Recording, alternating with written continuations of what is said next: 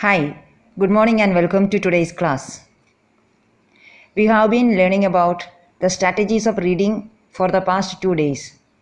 We have already practiced a reading comprehension exercise. Well, today we will do another reading comprehension exercise.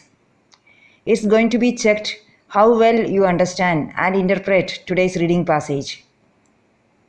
Alright, if you are ready, let's get started. First, let's prepare ourselves for the text that we are going to read.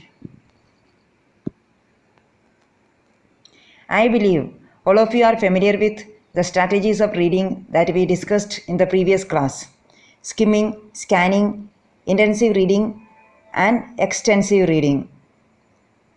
We quickly read the main ideas, that is, the titles, headings, topic sentences, the first and last sentence of a paragraph, etc., in order to get a general overview of the passage.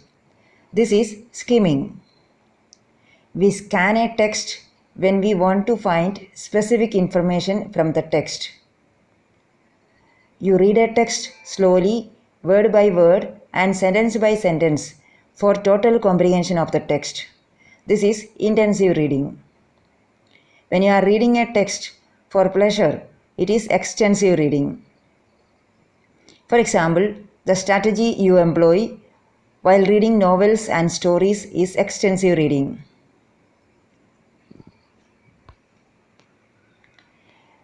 Well, now we are going to do a reading comprehension exercise.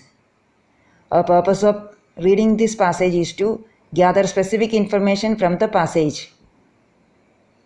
We also have to get a general understanding of the passage.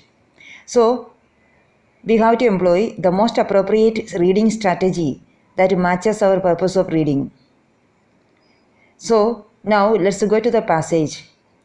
As we did in the previous class, first let's skim the text in order to know what the text tells us about. There is no title or subtitle, so let's read the first sentence of the first paragraph.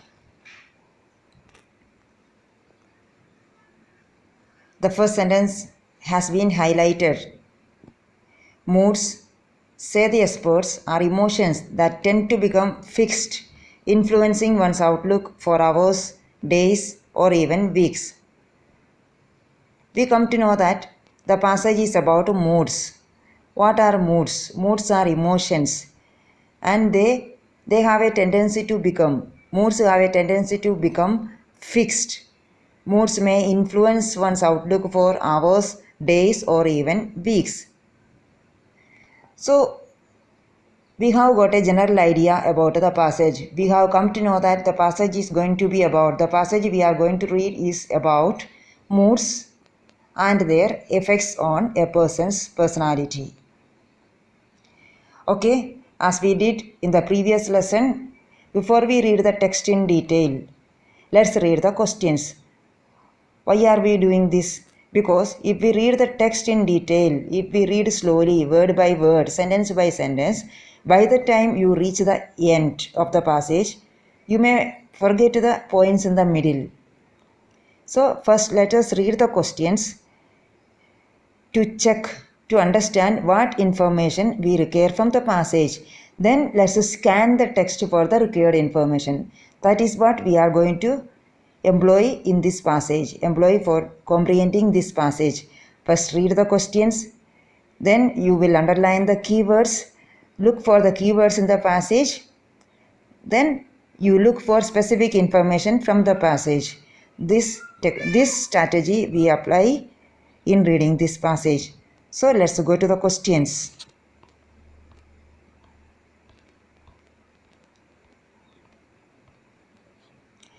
Here goes the first question. How does mood become a problem? Here the key word in the question is problem. After reading the question, you will go back to the passage, find out where the keyword problem appears in the passage.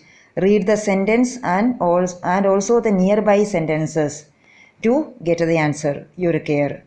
Now you will go to the second question. What is the best way to deal with a bad mood? The keyword is bad mood. Not only bad mood, there is one more keyword, the best way. is a phrase. The best way. So what is the question asking? You have to find out the best method, best way, how to deal with a bad mood. If you are going through a bad mood, what is the best way to tackle the problem? Now the third question is, what is the benefit of using non-drug ways to improve the mood? The question is asking you to suggest a benefit, an advantage, or how non-drug ways are effective. What is the effectiveness of using non-drug ways in improving one's mood? The keywords are non-drug ways and benefit. You may not find the exact words in the passage, so you will look for words that are similar in meaning to the keyword. Benefit, advantage, effective, effectiveness, etc. Now the fourth question, what is the use of aerobic exercises? Again the question is asking you to name a use or an advantage of doing aerobic exercises. How aerobic exercises, in what ways aerobic exercises help you? The use of aerobic exercises. The keywords are use and aerobic exercises. If you are not able to find the exact words, you may look for similar meaning words in the passage. You will get the answer. The next question is, what colors depress the mind? The keywords are colors and depress. So from the question you understand that there are some colors that depress, that cause depression to the mind. Which are the colors? Here you will have to name some colors. You will go back to the passage, find the colors that depress find the name of the colors that depress the mind and mention in your answer sheet. Next question, which colors lighten the mood? So from this question we understand that there are not only colors that depress the mind, but there are also colors that lighten the mood, that make you happy. So this question is asking you to name the colors that make you happy, that lighten your mood. Next question, which food makes us calm and relaxed? The question is asking you to write the names of some food items that make you calm and relaxed. The keywords are food, calm, relaxed. And the last question is, how do the negative thoughts affect the mood? So the question tells you that negative thoughts affect your mood. How do they affect? In a bad way or in a good way? You will go back to the passage, find the answer. Keywords are negative thoughts affect mood. So all the answers are in the passage. The questions want you to answer the questions based on the information given in the passage, not based on your ideas, not based on your thoughts. So all the answers should be based on the passage. After you read the questions, as I said, look for the keywords in the passage, try to find the answer from the passage, then finally read the passage, complete passage one time. This is what you have to employ or apply while reading this passage.